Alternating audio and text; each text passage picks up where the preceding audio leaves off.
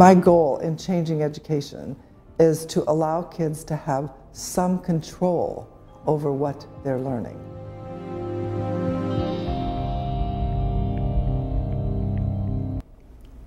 Boom! What's up, everyone? Welcome to Simulation. I'm your host, Alan Sakyan. Very, very excited and grateful to be talking about how to raise successful people. We have joining us the godmother of Silicon Valley, Esther Wojcicki. Hello. Hello. I am so excited to be here. Thank you for coming on. Yes, well, I'm honored. Thank you so much. Likewise, extremely grateful. Your work over the years has been so profoundly impactful on our entire world. So we're going to have a blast unpacking this. Super pumped. For those that don't know Esther's background, Esther is the author of How to Raise Successful People. That's coming out in May. Check that out in the links below. Also the author of Moonshots in Education. That link is below as well. She's known as the godmother of Silicon Valley, also as the most influential educator in contemporary times. She has a pedagogy called TRICK, which stands for trust, respect, independence, collaboration, and kindness. And she's for 36 years been passing along scholastic journalism into our world in programs in high schools and beyond. Her Palo Alto Media Arts Center has 700 students at it right now, and she's raised 3 of the most successful women in the United States. She consults with the Department of Education. She's the vice chair at Creative Commons, chief learning officer at Planetary. What do you not do is the better question. You have such an epic background, Esther. Well, I'm not the world's greatest cook. That's the one thing. Yes, yes. And all of these links are below for everyone to explore. Esther, let's start with this. The Waj way. The Waj way. Yes, the Waj way. I love it. I love it. And the kids embody this too. It's so beautiful. Start with this big history perspective. We find ourselves as stewards of Earth. What is your current take on the state of humanity? Well, I would say the current state of humanity, it needs a lot of help. We have had a lot of problems, and they seem to be getting worse, not better. And so I'm an optimist. I really believe in people. I think that the basic human being is a good person and wants to do the right thing. Somehow we get diverted, and somehow we get our opinions change for no logical reason. And so we end up sort of being angry and nasty to each other, when in fact, there's no reason why this should be happening. The world is actually in a much better place than it's ever been. There are fewer people in poverty than ever before, but we're still fighting with each other like crazy, and we don't respect each other. It's a major problem. And so I have taken on this Herculean effort, which is a little crazy, but I'd like to make people aware of that actually you will be happier, lead a much more satisfying life. You will be passionate about the things you're doing when you're doing things to make the world a better place. And it starts early, very early. Yes. As a matter of fact, should I tell you how early? Yes, this synthesis is fantastic. And yeah, it does start very early. This is kind of like our next big thing, is that ages 0 to 5 are so crucial. And we like to, we were talking about this earlier, we like to think of things as seeds. These children are seeds, they need the right nutrients. That's absolutely true. So, that little baby you just gave birth to, or you now are nurturing in your house, it's much smarter than you think, much smarter. And it's picking up all these clues. I don't care if it can't walk yet, and whether it can't, feed itself yet. I'm telling you, it's learning. Yeah. And so what you're doing, it's observing. It's kind of interesting to see how different children are from different cultures.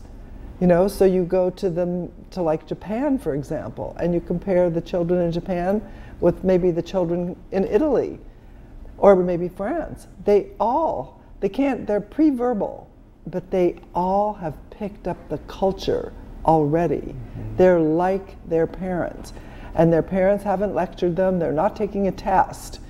That's who they are. I mean, every one of them comes into the world, it's like a flower. You have to take care of it and nurture it, or like a plant or a tree. Yes. They're all special. So you have to take really good care of them, and you have to realize that they are learning early on. Yes. And not only that, they do what they see you doing. Yes. This is one of the quotes in your book, the Khalil Gibran quote. Your children are not your children. They are the sons and daughters of life's longing for itself. They come through you, but not from you. And though they are with you, yet they belong not to you. And you have another phrase in your book, your child is not your clone. Yes. And we're going to unpack that as well. This was one that so deeply resonated with me. Let's just dive a little bit deeper into this age 0 to 5. You're right. They're just processing the stimuli of their environment from the moment they're born into it. That's right. And so what are they absorbing? Are they absorbing stress? Is there food insecurity? Because that's going to cause stress. Is there yelling happening around them? That's going to cause stress. Do they have the creative toys and experiences, fresh air, all of the water, the loving and compassion of a mother? Right. And father, are they going to have that? And so all of these things mold what the child becomes, and these are such formative years. They're really formative years. And I know a lot of people don't think of their children like that. They're just like, oh, the baby's over there. And I'm not kidding. Do you see the baby? Well, it's not doing much of anything right now. No, but honestly, that baby is doing more than you think it's doing. Yeah. And so one of the areas that I think parents get trapped in, right away the baby comes home from the hospital with the mom and dad, and then it's like, should we put him in a separate room? Maybe he's going to be lonely in there. No, let's put him in, well, he'll sleep right here in the same bed, right? So it's a movement called co-sleeping. Co-sleeping. Yep, co-sleeping. Interesting. This was so interesting when you wrote this in your book about how you birth a child into the world, and then you're holding it in the hospital, and then what is it, 3 days? Yes. You get in the hospital, and then all of a sudden it's like, good luck and have fun. It's true. It's like, good luck and have fun. I had to request an extra day in the hospital because I didn't know how to change diapers, give the child a bath, and so forth, all these things. And but I'm telling you that they learn early on they can sense your feelings. They can sense your stress. They learn all these different things. So when you put them in the bed with you, and then you want them to move out, oh, they seem to be doing really well. God, they're a month old, let's just move them out. Let me tell you, that kid already knows, when I go to sleep, I sleep in the big bed. And they do not want to move out. They already know. So then they're all these temper tantrums and screaming and crying and so forth, and then the parents give in. Of course, The natural soothing is another thing you wrote about that was fascinating. What is it, for French, that have the natural soothing? Right. The child needs, the first thing they need to learn to do, parents, is to soothe themselves and to put themselves to sleep. So you do have some kids that have colic, so that's a different story. You have to help them when they have some kind of a physiological problem. But your average baby doesn't have that. And so your average baby kind of likes its space. It likes its crib. It likes to be able to be in a space where it can do what it wants. And so you shouldn't project onto that baby the fact that, you really want it in bed with you so that you can make sure that it's okay, that it's breathing properly, and all these things. I'm telling you, the majority of babies, like 95% of them, do really well. And so the first thing they're learning is how to self-soothe, how to put themselves to bed, and then this is just the beginning of independence. Yes. And what you want to do is to have your child be as self-sufficient and independent and feel good about themselves. So this is on a trajectory where they feel good about themselves. Yes, yes. This is, so starting at literally right when they are born, you can either put them on the path of helping them with their independence or coddling them from the birth. That's right. Coddling, it's the coddling of the American child, the American brain. There's a book out there called The Coddling of the American Brain. It's a very good book. Yes. And it talks about what we're doing to our kids by over-protecting them, over-coddling them. And one of the things that we're doing is really, unfortunately, starting right away, the minute that you come home. So if you look online and you search how to get my child to sleep, you will see there are parents out there whose child is 3, 4, 5, maybe 6 even, who do not want to get out of the parental bed. Yes. They still want to sleep in bed with mom and dad. And so I think that parents just need to be aware that they're actually not doing their kids a favor by doing that, by overprotecting. Yes, the book Coddling of the American Mind, Jonathan Haidt, and then there was another co-author. The book there versus kind of the book of Trick and the book of your pedagogy of how to raise successful people is they're very important to distinguish between, like you're giving this example, you leave the hospital, you good luck and have fun, what do you do, how do you teach the independence, how do you teach the self-soothing? There's so many other things like this, and you give great examples of this, of just really simple questions about if the child would you like to eat now? What choice would you like to eat? Would you like to try and put your shoes on yourself? Right. And just being patient with their independence growing over time. That's right. You give them independence over time. And there's a lot of things that you can do early on, you know, like even with a 6-month-old child. And, you know, you can give them different things for them to they can eat themselves and give them choices. I just remember, you know, when my kids were little, that the diet was really prescriptive. You know, you were supposed to give them exactly what the doctor said. They came, I haven't seen them recently. They were little jars of baby food. Mm-hmm. I don't know, maybe they've phased out, I don't know. But, you know, but today, they have an opportunity to do finger foods by themselves. There's a lot of finger foods. And also, it turns out that if we don't give our kids an opportunity when they're young to try a lot of different foods, then when they get older, they're allergic.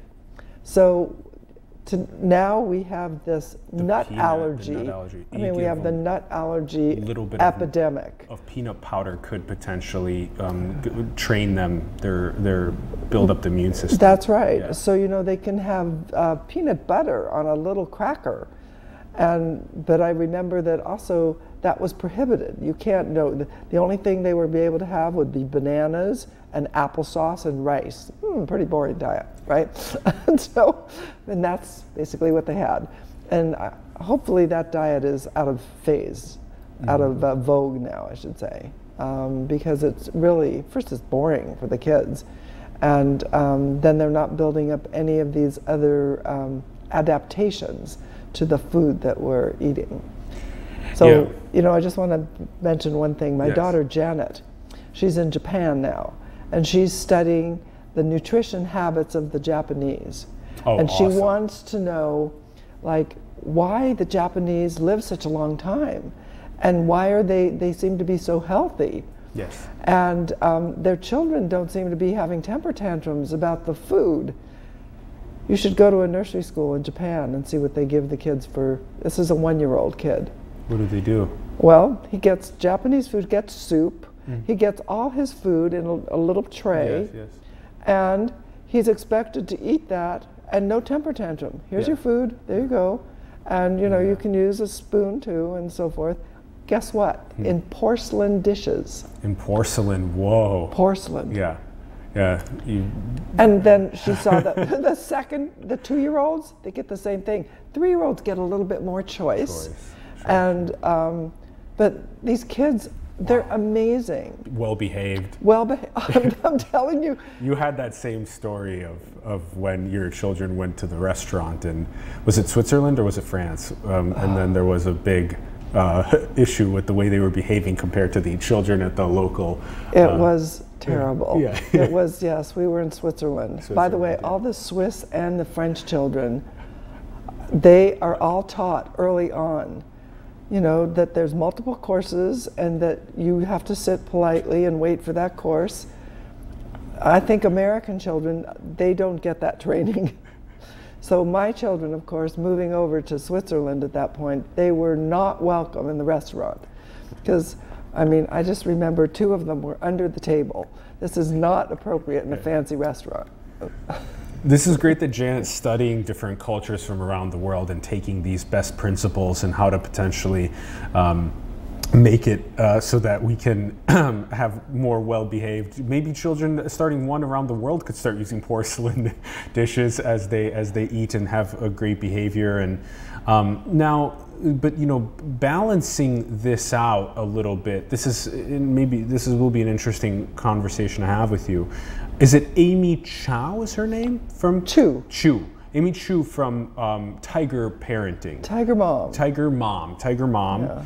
And so there's this, let's just put these kind of on, let's pretend there's a spectrum, right? There's one side is this Tiger Mom, Tiger Parenting, and the other side is trick pedagogy, the Wojcicki. And then that there is certain times then maybe like if the child's like refusing to eat, I mean, they need nutrients, right? So then there's got to be. Let me just tell you, there's never been a kid that starved himself to death. Just want you to know. Okay. But there's a lot of very stressed out parents. That's true. Yes. So this is an interesting balance. It's kind of like, you know, you're like you said in the initial video, you want to give children enough of their decisions and what they strive to learn about, at the same time as, like, if they're refusing to maybe learn language or they're refusing to learn some aspect that's like really important to child development, maybe there has to be a little bit of Tiger influence. So, like, for example, there's a lot of kids that don't learn to speak on schedule. Yes. And so what do you do about that? Well, some kids actually need help and they need speech therapy. And in those cases, that's fine. What you're trying to do is help them communicate. I don't think the kids ever complain about that. So that's a valid concern. You know, if your kid isn't willing to eat their vegetables, you know, and you have a big temper tantrum, you as the parent, well, I don't think this helps. And it doesn't promote good behavior, and then it doesn't promote the independence that you're hoping to get. So one of the things, I mean, food choices somehow in America seem to be totally Italian. All children are pasta lovers. All they want to do, pasta, pizza, spaghetti, more pasta, more spaghetti, whatever, you know, pizza. And so, but I think what's happened is that we're just following into all these things that, you know, that we're in charge of the child's happiness. We don't let the child take responsibility in their own way. You give them some choices and let them eat. I tell you, they won't starve. Never seen a kid starve yet. So then there's like an authoritarian way to say you have to eat your vegetables, and then there's maybe a more collaborative way to ask questions about why they're not eating their vegetables and kind of work with them on maybe making an incentive system for getting them to eat their vegetables. There's a lot of different ways of doing that. What happens is that children actually model what they see. Yes. So if you, the parent, are not eating your vegetables, why would you expect your child to eat the vegetables?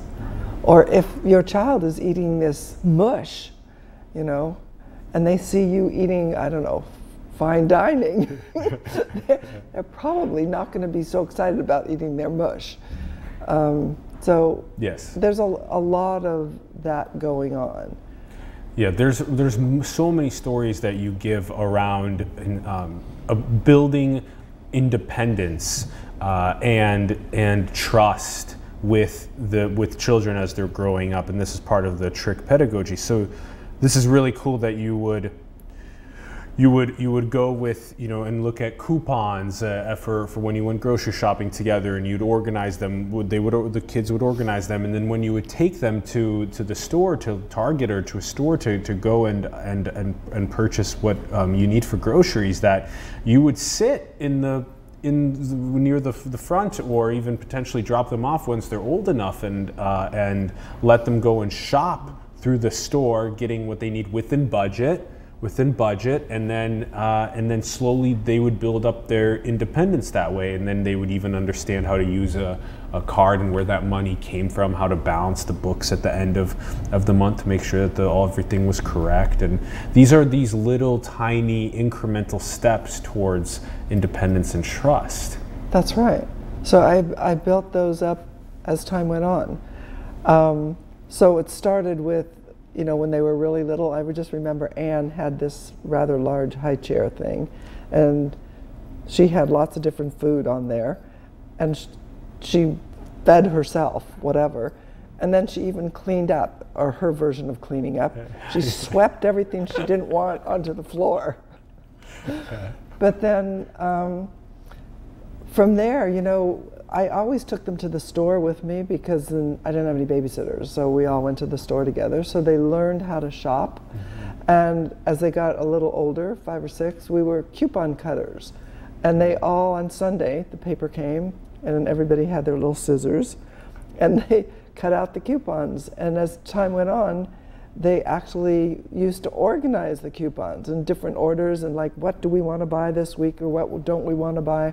And then they used their math skill. They applied whatever math skills they had, you know, to like, how much are we going to save? And and is this? Then I had them. That was back in an era before they were actually before people read labels. My kids were reading labels, because I didn't let them have a variety of preservatives, and I wasn't interested in them eating red number 5. So they couldn't read yet, but they would look at the label. It's like, ooh, at a young age. At a very young age. We can't buy this because it's got this in it. So that was basically a lot of my training. So if you go to the store by yourself, you know, with your friends, you know what to look for and what to buy and what things to think about as well. Not just, I'm not in charge. You can think for yourself. Yes, yes. There's this another really good story in here where with swimming as well, is that rather than being so fearful of the children entering into the pool, is go and within the first year or two teach them how to swim, and then they become independent. Right. And then that hilarious story. Was it Anne that jumped in the? It was Janet. Janet jumped into the pool when she was 13 months old. 13 months. And then some guy got up, ran, and jumped into the pool after. Oh no! To save her. Yeah. Yeah. You know, she knew how to swim already. She was actually really miffed, and you know, she's a 13-month-old. She walked pretty early at 11 months, and then she could swim. And so then after this happened, it was our local swim and tennis club, I then had to alert all my friends that she can swim and that you do not have to rescue her. Yeah. So, you know, she didn't have much hair. You know, she's one of these kids that developed hair later on, so she was sort of bald. But she could swim and she could talk. And so, yeah, it was pretty remarkable. But I did that because we had a pool in the backyard. Yeah. And I didn't want to be in a position where, you know, I was like frantic all the time. The pool was fenced, but you know, there's all those stories about kids get in when the fence is somehow has a hole in it or whatever, so I didn't want to be one of those. Yeah, yeah. So she could swim from one end of that pool to the other. Yes. All 3 of them could do that. Yes, yes. And as a matter of fact, the swimming became such an important part of their life that when they were like 4 years old, they joined the swim team. Yeah. And then when Anne was 5, Anne had the distinction of being the best the champion butterfly swimmer for the 5 and under category. Of course, she didn't have a lot of competition. Yeah, 5 and under. Let me tell you, this was Northern California. So, you know, most people don't teach their kids how to do the butterfly. You have so many of these stories around, like what we just described with swimming, or what we described with Target and learning how to shop. These stories of incremental independence. Now teach us about this. I think this is a very cool way to explain a reoccurring theme of what parents deal with children, is that parents think that you can go and do music, do sports, do extracurricular, do this, do that. And so then where's the choice for the child? How does the child get to, you balance this out with your 3 girls, that they were able to choose what they found most interesting, at the same time as you would maybe ask them questions about why they were finding it most interesting, or what they would like to give up their time doing instead, these types of questions. So there is the conflict between me and Amy Chua, the Tiger mom. So she felt that she knew best, and that the child had to take a specific piano lesson and constantly practicing the piano till they got really good at it, and over and over and over again. So there's a lot of stories in her book. She puts them in the book herself, of what she did to her kids if they would not follow her instructions. And in one case, one of her daughters, a 3-year-old, I think, at that time, she put her out in below freezing temperatures without a jacket because the kid refused to practice the piano. So I think this is, not something that I would go along with at all. So one of my children, actually Anne, was the one with the incredible musical ability. She could play by ear at age 5. I gave her the opportunity, either you want to play the piano or you don't want to play the piano. Maybe you want to do something else. Mm-hmm. I guess if I were more like the Tiger mom, I would have you're playing the piano and I don't care what you're thinking about. And I mean, there's more stories from Amy Chua's book about other things she did. She would take their stuffed animals and throw them away. And if you hear about what her children think about their childhood now, how they reflect on it, both of them say that it was very stressful childhood, very difficult for them. But in Amy Chua's defense, she thought this was the best way to parent. So she came from a society where the parent knew it all, and they told the child what to do. And so, she was doing what she considered the best job. She tried really hard to be a really good parent, and this is the way that this was her strategy. What I'm saying is that in today's world, that strategy only produces kids that are depressed, and kids that feel like they have no passion in life, and kids that are really, we have an epidemic of kids right now that are taking anti-anxiety medications.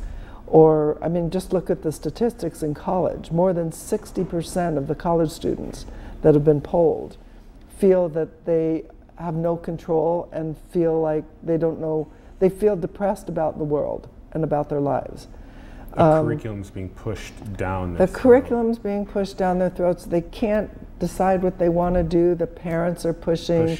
If they're not in the right college, or they're not taking the right thing, or there's statistics online that you can look up, and this is not something that that is hard to find. And correct. So what I'm just trying to say is that it is best if you give kids choice and let them decide if they really want to do it. My theory with my daughters was, I want you to try this. If you try it and then you don't like it, well, we'll try something else. We'll give you that opportunity. And so Anne also was very gifted at tennis, of all things, and the tennis coach was, I don't think she ever recovered, because Anne did not want to play tennis. It's really sad. She could have been like a tennis champ. Oh, interesting. Okay, but she's happy she's a 23andMe champ instead. But she could have been a tennis champ. She went, instead of going for tennis, she went for ice skating. And she became, She ended up going through all the series of ice skating and ended up actually being on a synchronized ice skating performance team. So, you know, she was out there twirling around and doing all those things that everybody gets impressed by. But so I let her pick. And did the same story happen with Anne when the opportunity to work at the biotech venture capital company in New York? Oh. Yeah, yes. So there was a period where she had this great opportunity at post college, and then you as a mom were like, you know, this is a great choice, and she wanted to babysit. That's right. Instead. She put up a little sign at this same swim club where she had been the butterfly champ. It's like, babysitter available, college graduate. It was like bees and honey. They were like, everybody wanted her. And she met so many people. She had such a great time. She likes taking care of kids. And she was babysitting, and she had this family and that family. Actually, I think she still knows these families. And then she got this call. Well, actually, she went to a job fair. They don't have them anymore. Now they're all online. But there was a job fair in Santa Clara County. And she went to a job fair because her mom said, this might be a good idea. What do you think? After graduating from college with this degree in biology, maybe you should think about something else, right? Yeah. So she did me a favor and went to the job fair. And then she came home and I said, so how was it? She's like, not really very good. I just met one person. And then she was like, I'm going to babysit. It's like, Anne, 4 years at college, whatever. And then this one person turned out to be somebody who phoned her. I guess she gave him the phone number. And he had a position available in New York. And he's like, would you like to come and be interviewed in New York? She's like, I have too many kids to take care of. I don't know about that. I'll think about it. So she told me this. It's like, Anne, what? And so, anyway, she didn't go. And he called back again a week later or so. It's like, how would you like to stay in the Helmsley Hotel? I think he had figured her out. And she's like, well, I'll think about it. And finally, she said to me, well, I think I might want to go to New York because I get to stay in this really fancy hotel and they're going to give me really fancy dinners, so I'll go for the hotel. And so then she went and she got interviewed. It was a great company. It was a Swedish investment company. And she liked them, they liked her. They offered her a job. She came home and she's like, don't think I'm going to take it. Can you believe that? As a parent, how do you handle that? Yeah. Well, I was like, oh my God, how long is this going to go on? Anyway, tried to be supportive. Of their meaning and purpose. That's right. It was like she really wanted to do this. And so, the long story, or the short story, this could be a very long story, is that, you know, she finally decided that this was a good thing to do. But she had to decide it herself. And she did. And then she moved to New York. And it was a fantastic company and a great job, Investor International. And she loved them. Yeah. And that was the beginning of her Wall Street career. Yeah. But I'm telling you, it didn't start really smoothly. I want you to know, Janet and Susan also have similar stories. These are reoccurring stories of parents and their relationship with their children, where the most meaning and purpose for the child comes from their ability to pursue what they want their entire life. And that is very tough sometimes for a parent to say that there's no money in that. And then that's when the whole thing comes to a crazy whirlwind of... Well, I've had some students whose parents, I mean, really, the parents needed psychological support because the child decided not to be a doctor or a lawyer or, you know, go into business, but instead they wanted to go into the arts. And I understand parents, you know, because, you know, a lot of artists don't earn any money, just like my father was an artist and we kind of starved. So I understand that. But, you know, there's ways to get them, to talk to them about it, give them an opportunity to try what they want to do, who knows, you know, they could easily be super great actors, just like my former student, James Franco. Yeah. He's a great actor. Yeah. And, you know, yeah, and hopefully he wasn't, his parents weren't so sure that that was the right career for him either. Yeah. That's in the book too. Yes, hopefully the arts and the philosophies end up actually being even more well paid in the future, in the age of automation. I know there's still a lot I really wanted to touch on birth order, but that's, you know, this is a complicated thing. Like, it's a big, like, parental dynamics and family dynamics change a lot when you have just one child versus when you have 2 or even 3. Then the older might take care of the younger. If there's just one, is there a lot of, you know, secure attachment or insecure attachment? Those are very important traits for also this long term, like what happens to that seed between the ages of 0 and 5. You had 3, so you had you know, how many years apart? Well, they were all born within 5 years. Within 5 years, okay. Yeah. Okay, so they were all kind of like... They were close, yes. There was a lot of jealousy there. They're typical, they're normal, they're regular kids. And so I put Susan in charge of taking care of Janet when she was 18 months old. Yeah. And she liked it. And Janet actually liked it too. But, you know, I was there supervising. So I can tell you that I devoted all my time to being with the kids, because I had been a teacher for a year or 2, and then back in the 1970s, it was not in vogue for mothers to work. So the pressure on me was to quit. As a matter of fact, I was teaching when I was pregnant, and the school rules were that the minute you could see you were pregnant, you had to leave, because you were giving bad ideas to the students. Oh, whoa. Really, instead of being able to be responsibly teach that process. So fortunately, I was able to last all 9 months, because I was so tall. I am so tall still, right? And that somehow you couldn't see that I was pregnant, and you know, because somehow Susan managed to stretch out as opposed to go forward. But otherwise, I would have had to quit. So anyway, I did stop teaching at that point and devote a lot of time. I had nothing else to do, you know. It's like they didn't let you do anything else. You were just, I was Mrs. Stanley Wojcicki. I didn't even have a first name. Yeah, so your husband, Stan, physics professing at Stanford and traveling a lot. You're raising your 3 children a lot of the time. Now, you have these really powerful stories as well of you teaching the girls about how to save money for, you know, wanting to renovate your floors, saving money from the grocery budget every single month to be able to renovate the floors. And like, these stories go a really long way for teaching kids about independence and respect, trust, collaboration, kindness, all this kind of stuff. I want to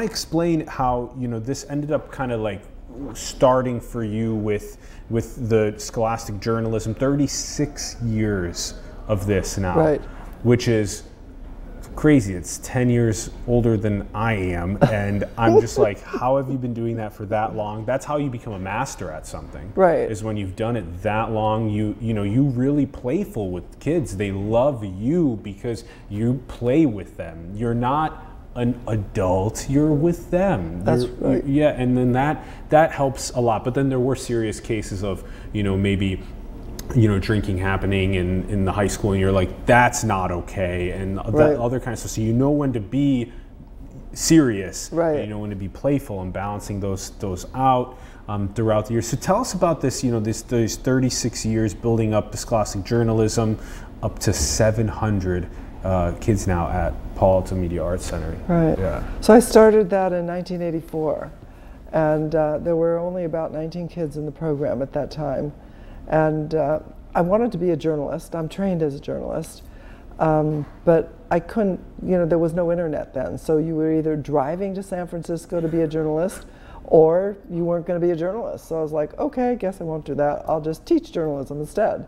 And so luckily I got that job teaching journalism. I just had 2 classes actually, the beginning class and then another more advanced class. They were really small. Then I taught English and I also taught math because they needed another teacher for that. And what I discovered after just 1 year of teaching by the system that they told me to use, was that no one was learning. Yeah. Nobody. The lecture. It was a lecture-based. I had a book called Press Time. I don't know if it's still in print. But basically, you read the chapter, there were questions at the end, you answered those questions, you took a test on Friday, and then you moved to the next chapter. So this was the whole book. And at the I was realized that, oh my God, I'm so bored. Well, anyway, how are they doing? And you're doing it 5 times a day. That's right, repeatedly. And so I was like, oh no. So I had a choice. The choice was to throw away the curriculum, get a therapist, help me, right? Or just to quit. And so I decided I would just take a risk, and I threw away the book, threw away the curriculum. Yeah. And instead, you know how they have like newspapers free for all the, you go down and pick up a newspaper? Yeah. So instead, I just used the regular local newspaper free. It was like... You're rebelling. There's, you're being Copernicus. All the teachers are like, don't do it. Don't do it. You're going to get in trouble. That's right. And so I did that. But anyway, I waited to be fired. They didn't even notice. They never noticed I threw away the book. They just noticed that the kids seemed to be pretty happy. Yeah. And but the other thing that I did, that they did notice that my classes were collaborating. Did you know that collaboration, until just even maybe 8 years ago, what was it called? Cheating. Cheating. Yeah, yeah. Collaboration was not allowed. And here I was in 1984, 85, 86, and my kids were collaborating. It's like, you've got a group of kids in here cheating all the time, and you are sanctioning it. So they gave me a couple weeks, 3 weeks to fix it. It's like, it cannot continue. They cannot keep talking to each other. The next time I come into your class, I want them to be listening to you, no talking, no collaboration, none of this. And so I was going to be fired. Yep. So what did I do?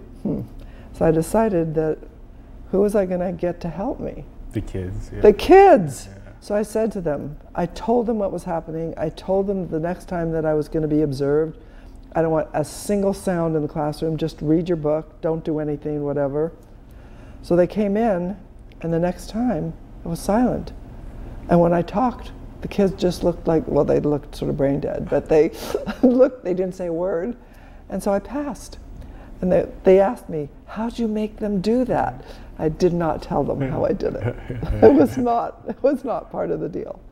And then you had this really also profound moment of not only learning about tossing the curriculum and enabling collaboration and mentorship between the students, but also you had this moment where you saw the 7 Macs, the Macintoshes, and then you applied for a grant and you got the Macintoshes into the classroom, and then the students as well as some of their parents were coming and helping you guys get used to the information technology age for journalism. That's right. So I could hardly wait to use these. My program, when I first started all those years ago, I was using a typewriter.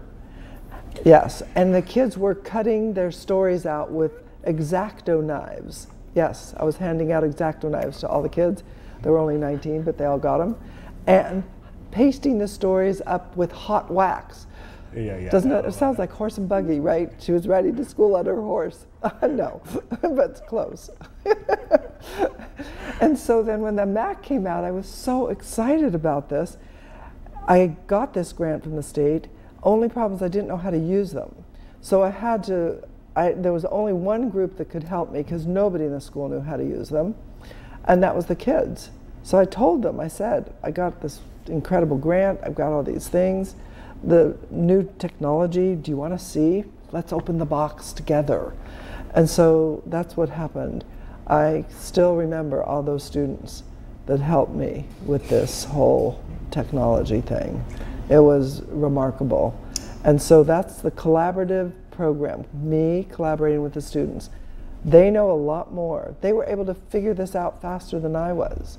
Yeah, yeah. And so when I needed something, I had a great group. It was a bunch of parents that were connected with Aldus Corporation. Mm-hmm. So Aldus was sort of predecessor for Adobe, mm-hmm. who helped and did a lot of things to help me. And then also I would frequently take groups of kids to Fry's. We all went to Fry's. Yeah, yeah. Dude, Fry's was a great place to go. You know, had this giant big horse out in front. It wasn't a real horse, of course, you know, it was a cowboy statue. And there were always a lot of people in there. It was like, it had this vibrance. And yeah, we had a great time. And then put this all together. You have this really interesting policy of mastery that I find so interesting, rather than all of the stress levels that come with testing for the kid and the parent both, which is a crazy relationship at home, is this stress level of testing, that you give this ability for mastery where the student isn't necessarily, they don't have as much stress, because you say that, you know, as many times as you need, revise, get better at answering these questions, figure out how to best become educated yourself, and then you can get that final revised grade at the end, and then that teaches mastery, decreases stress levels. And then you have mentorship in the classroom. You have like editors of the journals, so they like vote their own editors in, and then the editors will work with the articles being written, and they design. We have some cool images of the students actually designing in the Adobe. It's crazy how the Macs went from, what was it, 85 is when you had the first ones? Look at this, 87 to this, and that's like crazy how much different. Isn't that incredible? Yeah. So, you know, I should just say we have about 10 different publications now, and it's not just me. I'm not the only teacher, so I have 6 other teachers, and one of the first people that helped me set this up was a guy named Paul Candell, and he's still there, and he supervises 3 of the programs. And then I have 2 other teachers that fortunately they decided Michigan weather was too cold, and so they came and they're here. So we have, you know, a magazine called Verde, which is a news magazine, and then C Magazine, which is a copy of the New York Times T magazine. So we just copied their idea. We handed it out with the newspaper. So, but the original publication is the Campanile. Campanile is a newspaper. It's 3 sections, about 24 pages long, sometimes longer. Mm-hmm. And every section and every story is designed by the students. That's so awesome. They are in charge of everything. And if you saw what it looked like, people frequently see these publications and are like, you know, are the kids really doing that, or are you doing that? Yeah, yeah. And I was like, you know, the kids are doing that. Not only are they doing it, they're doing it better than I could ever do it. Correct. And they're raising funds from local businesses for advertising in the papers. That's as right. Well. It's self-supporting. That's huge, because then they're learning entrepreneurship and relationship building in their communities, like industry level work. Right. They're all like that. So, you know, we have other publications as well. We have like a broadcast program every day, In Focus, and then we have website program, Voice, that these kids are on the story like immediately. And then we have a photography magazine, Proof. We even have a sports magazine. All the kids, they look like professional football players and everything else, and pictures, and they're beautiful, wonderful, and they're just kids. And it's a sports magazine called Viking. And then also recently, Paul Candell started this program called Entrepreneurial Journalism. Kids get to come up with their own ideas. It's all self-supporting again. Yes. So they have a science magazine and a travel magazine. I'm telling you, we're a magazine factory. Yeah. 10 publications now. There's about 10 publications now. Wow. And it includes we have a radio program, KPLY, in addition. So the idea is to say to the kids, you know, this is Century of Media. If you would like to be part of one of these media programs, welcome. We want to hear what you have to say. What are your ideas for a story?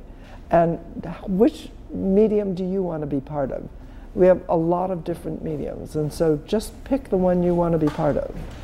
And but the teaching style in all those programs are the same. Teaching style, so everybody uses the same trick method. They use the same mastery-based method.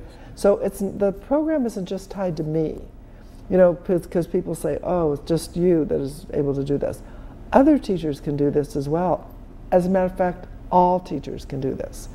It's the culture of the classroom that promotes a sense of competency in the student.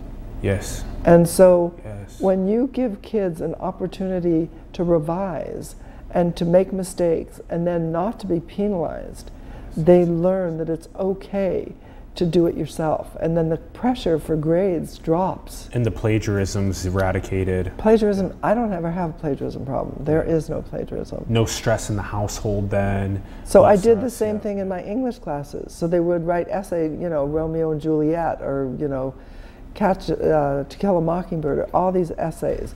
They wrote them until they were A-level.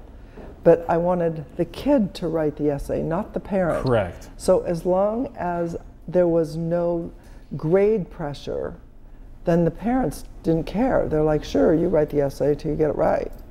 But when there's grade pressure and the student gets just one chance to get an A, then of course, you know, there's tutors and there's parents involved, and so that's why a lot of teachers, they make the students write in class. What do you do in the real world? In the real world, in industry, you have a project that you're constantly tinkering with and deploying and further developing and making better over time. So right. This is, the real world is not filling in bubbles on a... And getting it right the first time. Yeah. So the real world, so it's projects, it's working on something. It can be in social studies, you know, a paper in social studies. It can be in science, you know, you work on a project. All the subjects, the kids should have an opportunity to learn from their failure.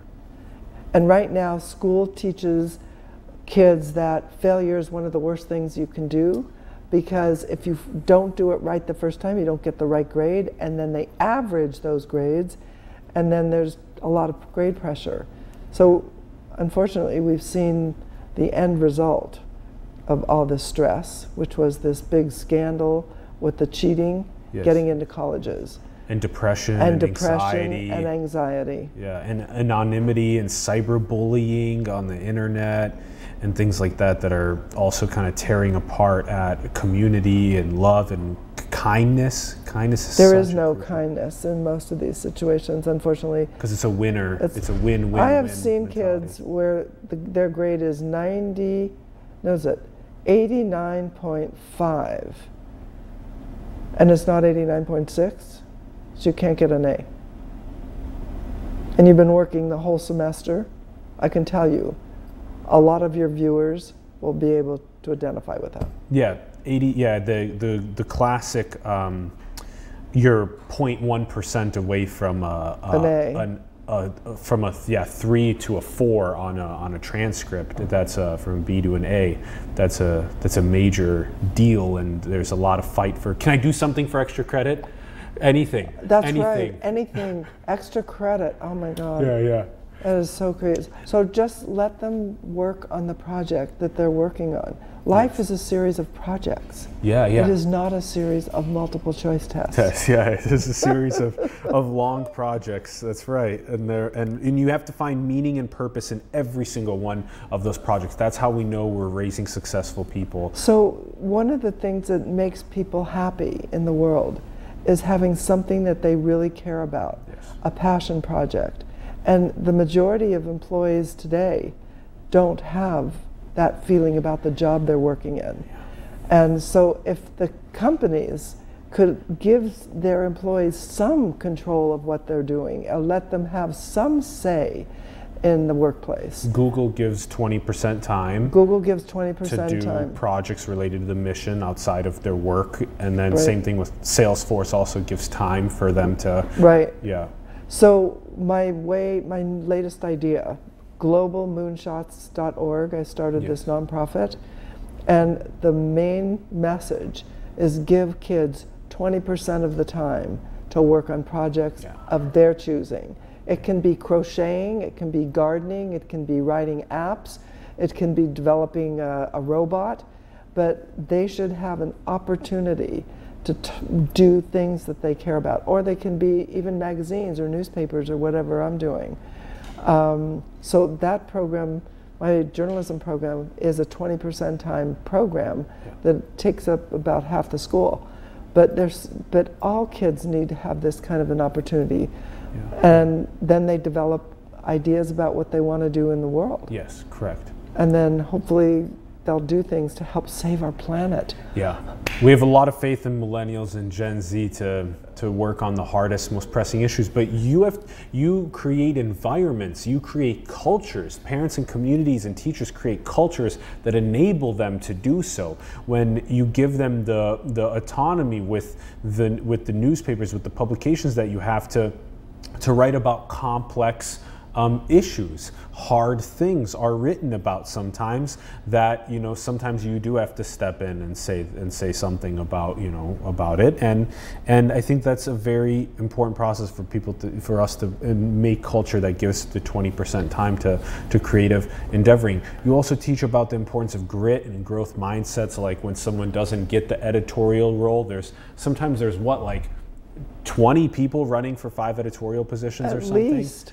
And then you have these great stories where the ones that don't get the editorial role are just upset, and that then luckily you're able to work with them to where they continue building up their work, writing articles and partaking, and then what they do is then they apply to Harvard, they apply to the school, saying that with the story of I didn't become the editor, but I continued working really hard and persevering through that with that grit and that continued tenacity. That's right, and the schools like that better than getting the senior position, because it shows that you're part of the team and that you know how to work through setbacks. I mean, this is not a tragedy, but a lot of kids, well, a lot of their parents think of it as a tragedy. And it's not. It's just it's a bump in the road that you need to learn how to navigate. And so that's what they learn. And that's what I try to teach all my students, that they're all part of, this is a team. I mean, all these companies, they're all team efforts. It's a team. And we need to work together as part of the team. And the family is a team too.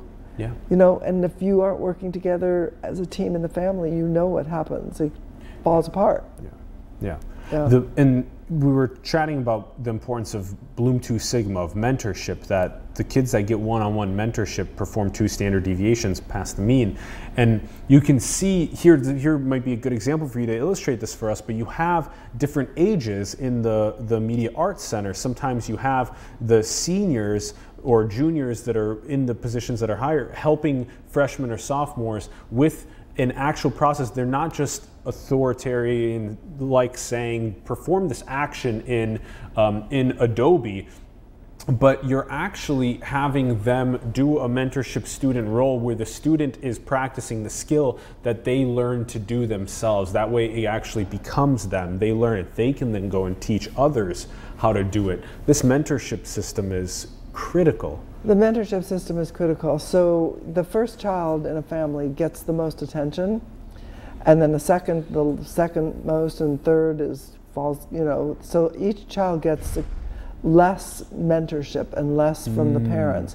But if you set up the culture in your family that you all work together and you help each other and you teach each other, that makes a huge difference. And that's what I do in the classroom. So I have 12th graders, 11th graders, 10th graders, and the 10th graders know the least, right? So it's no problem. You don't know anything, that's fine, I don't care. We will help you learn it. And if you make a mistake, no problem, we'll do it again. And so actually every kid in the class has a buddy. They all have buddies. What are cubbies is the They're name? They're cubbies. Cubbies, yeah. Yes. And so what used to happen is I would put them together, and And all the older kids would start fighting over which one they wanted for their cubby. I want this one. No, I want that one. No, I'm going to get this. I was like, we can share the cubbies. We have plenty of cubbies. Yeah. But these relationships then last the whole time. You come into the class, you can feel it in the class. There's a sense of camaraderie, a sense of caring, and the editors are in charge. I stand by the side, and my co-advisor, his name's Rod Satterthwaite, he stands by the side. We both stand by the side, and the kids take over. They need advice. They ask us, as opposed to we take over and we ask them. It's a very different thing. Yes. And I also have two coaches, so to speak, one from the Wall Street Journal, one from the Washington Post. Love that. And they're people that retired from those positions, and they are amazing, and they come in and help they support the program. And there's a lot of retired journalists out there that would be in a position of being also, they're basically aides in the classroom. They do not have a teaching credential, so legally they can't have a class by themselves. But I'm telling you, they're invaluable. And that's a way for people to give back who might have been in a career and then, have retired and then want another thing that they can do. Yes, yes. And they can actually do this in an English class as well, and or a social studies class. It doesn't have to be just a journalism class. Absolutely, yes. There's mentorship for every industry to student level for any field. Yeah, right. And that's so critical for building community. We all need mentors. Everybody needs support, and even the principal needs support. Everybody needs support. Yes. So yes. That's one of the things. Yes. And by the way, Google has a system of mentorship and support. Yes. Yeah, and what this needs, like you said, creativity is being transferred into industry, and more time for creativity industry, just like more time for mentorship industry. Now, I want you to teach us about the trick in marriage. This is very interesting because, like, marriage is, first of all, this is like a divine union with another person. It's like a very divine thing. We don't just have a child with anyone. This needs to be a very well thought out process. Both psychology is in place, both finances in place. There's like tons of variables, and then once that happens, we were talking. The divorce rate is very high in the United, like 1 in 2 almost is going under divorce families. I came from a divorced family. Ron as well. We're seeing kind of. Some maybe people aren't able to work things out. Maybe the trick pedagogy is not being applied to marriage as often, but at the same time, sometimes it is important to realize that it's not the right fit. So balance is difficult. Teach us about it applied to marriage. So trick is important in all aspects of life. It's especially important in marriage, because marriage is your happiness depends, number one, on the person that you decide to marry, because that impacts your life. And so a lot of people don't think this through, but before they tie the knot, they should think this through. And then once you are married and have children, it's really important to remember that that person is the number one person that you should respect. Mm. And what happens when you get married is that somehow the fact that you're married, and now they're legally bound to each other, there's like, oh, well, maybe I don't have to respect them so much anymore because, they can't do anything and they can't go anywhere anyway. It's kind of like, oh, they're there. So when respect starts to erode, the whole thing starts to fall apart. And what you're doing is you're setting a model for your children of disrespect. And then when you expect your child to respect you, they don't do it. They do what they see, not what you say. And then it moves from disrespect to lack of trust, and then lack of collaboration, and then the worst of all is no kindness. So, and it just keeps piling on top of each other. So it's important for both parties to remember why they went into the marriage in the first place, and to respect that person. And even when that person starts to change, we all age. What are we going to do about that? No one solved that problem yet. So, different things happen along the way, and you're supposed to take good care of the other person, especially if you have children together. And that's what I would like to just remind people, that when they separate, get a divorce, everybody hurts. The children hurt, especially the partners that were together. There's no erasing the past. It's still there. All the families, the relatives, and all the people that came together for your wedding, they're all suffering with you. So maybe you should just think about this, in another way, and think about perhaps not doing this, because it just creates long-term problems for everybody. You talk to adults, and they're still sad about the fact that 30 years ago their parents got a divorce, and it doesn't end. So I'd like to encourage all parents to use trick in their marriages, and trick with their children, and see what we can't do to change that statistic of 1 in 2 getting a divorce. Anyway, yes. that's my. So I've been married for a half a century. 50 years, yeah.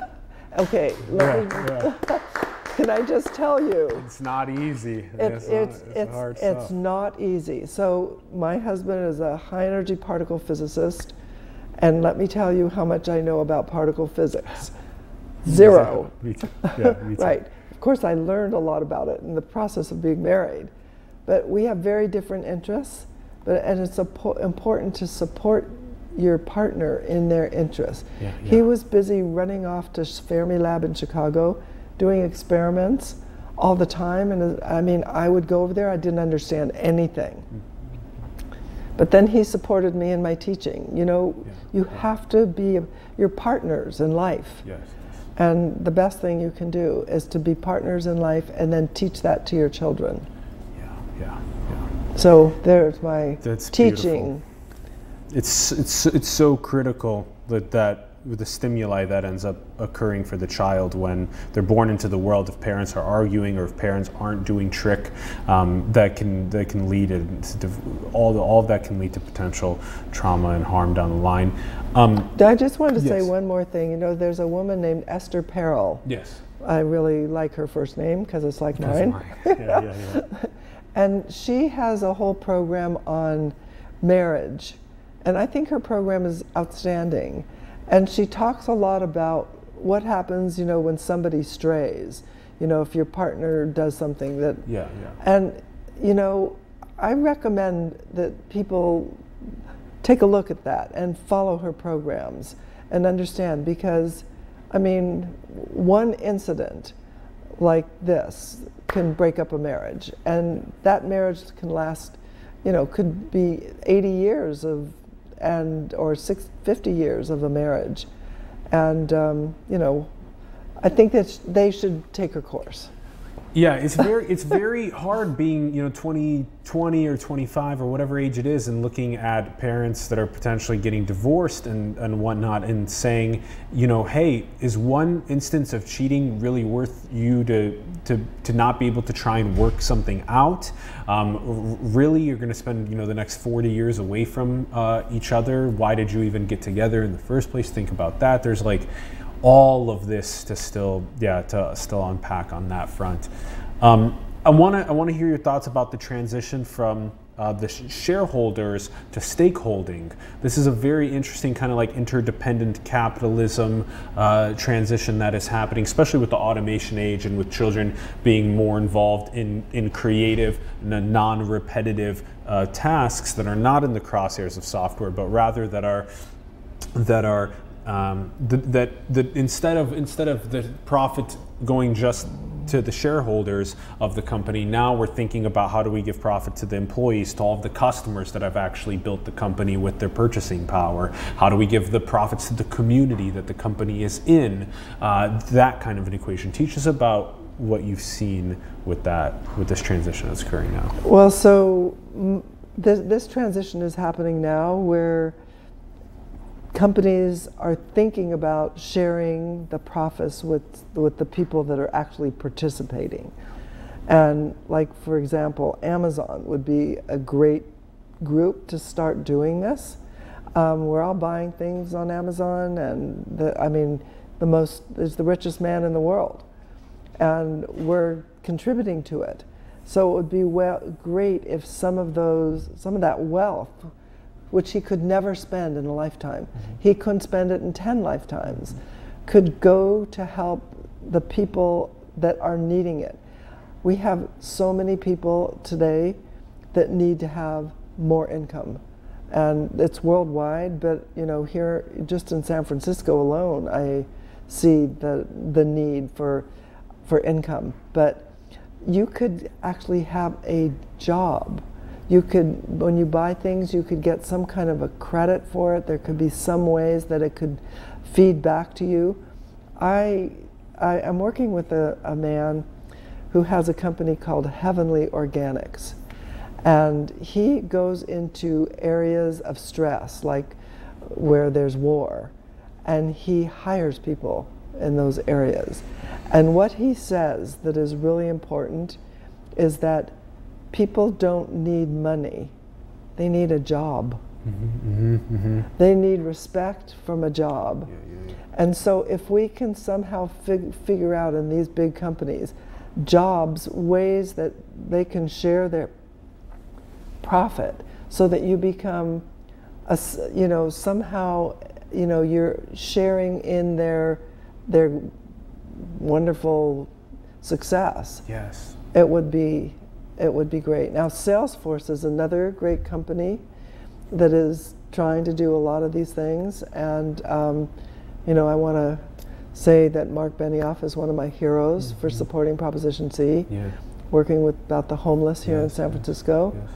And I don't know if you had any other ideas. It's an stakeholding is interesting for teachers as well, because they can, you have a stake in the child's life outcome. The better you do as a teacher, if we can create a better feedback system for that, there's a stakeholding that you have in how well they do, so you're more dedicated. Just like physicians as well. Physicians and patients is another great example, that if there's no stakeholding, that's when the physician can just prescribe whatever that makes money, instead of prescribing things that would increase the longevity and the health of the patient, that then they can have a stake in. So it's kind of a transition to just a stakeholding system. So I definitely do have a stake in all my students, which is part of the reasons that I'm doing what I'm doing. And I don't just care about them as doing well in my class, I care about them as human beings. Correct. And but I've always done this. I've always considered it just a big family, just a larger family, one that I'm absolutely honored to be part of their lives. And I think the doctor that is a stakeholder does the same thing. They're not just trying to make money on prescribing something for you because they're going to get money from the pharmaceutical company. They actually care about you as a human being. And so we need to write these things a little more clearly, more transparently into the code of teachers and students and doctors and patients. Because there's some malevolence that's occurring. Well, I think that in medicine it was pretty bad for a while, that you were primarily concerned with making money, the number of patients you saw per hour, and I think that still is a problem. I mean, I think one of the reasons that Anne went into 23andMe is her goal is to put healthcare in the hands of the consumer. You want to know what your DNA is, what it's saying about you, what can you prevent from happening? Totally. And so, like, for example, one thing that I found on my DNA was that I had a predisposition to diabetes. You would never guess because I'm thin. But it turns out that I have this predisposition. And so it helped me a lot because then I'm really careful when I don't eat a lot of cake and cookies and sweets and things like that. But if I didn't have that test, you know, I would just be eating up like crazy. And then I found out by accident that a large percentage of diabetics are thin. I didn't want to wait and have that happen to me to find that out. Correct. The preventative strategy to health. Right. Okay. This, I mean, we could talk for hours. I love you so much. I love your impact so much. It's just... Thank you so much. I books. love being here. You guys are great. You're doing amazing simulation. Honestly, this is fantastic. Thank you Thank so you much. for inviting me. We're very, very grateful that you're doing what you're doing. We have a couple quick questions that we like asking on the show on the way out, okay? That's going to be fun. Okay, good. Okay, all right. The first question is, are we alone in the cosmos?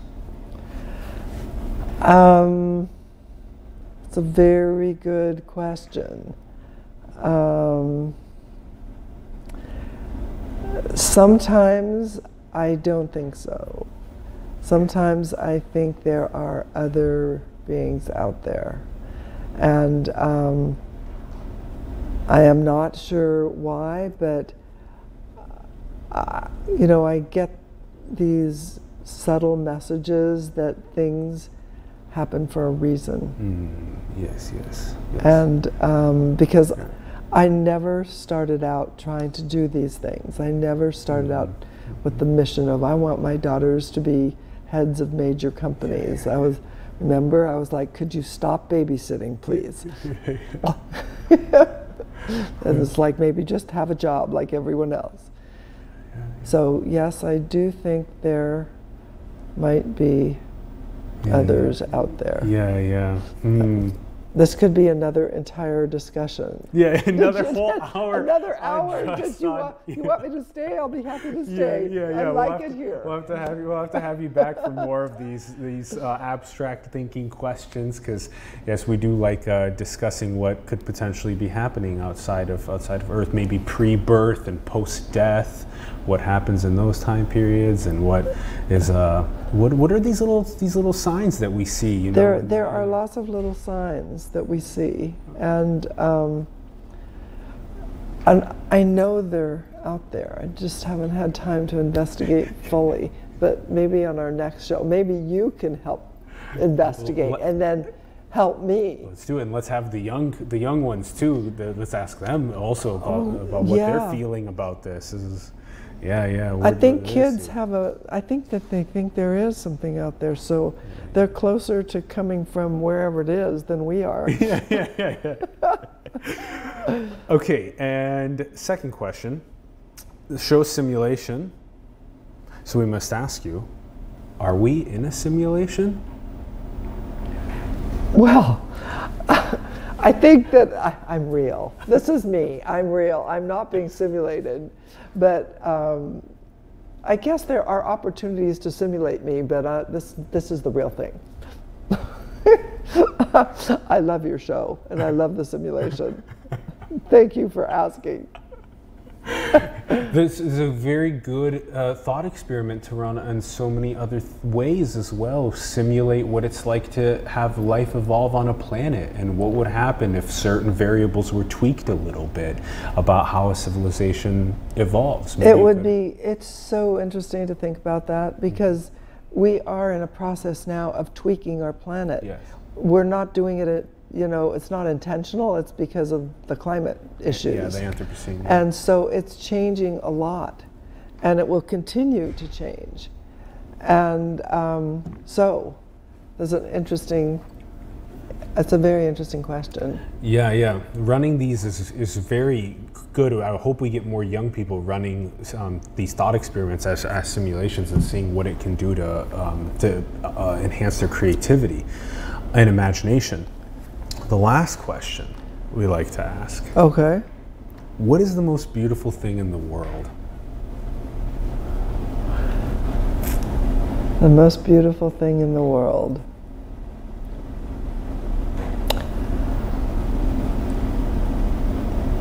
I think it's birth and spring and life. Every spring and every birth it represents beauty for all of us, and hope. Beauty and hope. And that's what makes the world a better place, when we have hope and we don't lose it. That's it. So well said. Esther, thank you, thank you, thank you. This has been such an honor. Oh, thank you. We're so deeply appreciative of you coming onto the program, teaching us. Honestly, it's great being here. Thank you so much for inviting me, my God. The work is so crucial for our world, and we hope, please everyone, we check out How to Raise Successful People. The link is in the bio to all of Esther's work. Go and check out the work. The book is $10 cheaper as pre-order. So it's $18 right now. It becomes $28 on May 7th. So get the book early, pre-order the book, everyone. Also, give us your thoughts in the comments below. We would love to hear from you. Teach us about what you were thinking about this episode. Go and talk to more people, your family, your friends, your communities. Get them starting with this trick pedagogy. Get it disseminating to more people. Let's start practicing this around the world. Esther's already teaching this around the world and spreading it. Let's keep doing it together. Support the artists and entrepreneurs that you believe in. You have us here at Simulation. If you believe in us, our links are below. Support us, help us grow. Support the other ones in your communities, the young people. Support them being artists and entrepreneurs as well. Huge shout out to Ron Vargas, our producer and director. We love you very much. Thank you, thank you. Build the future. Manifest your dreams into the world, everyone. We love you so much. Thank you for tuning in, and we will see you soon. Peace.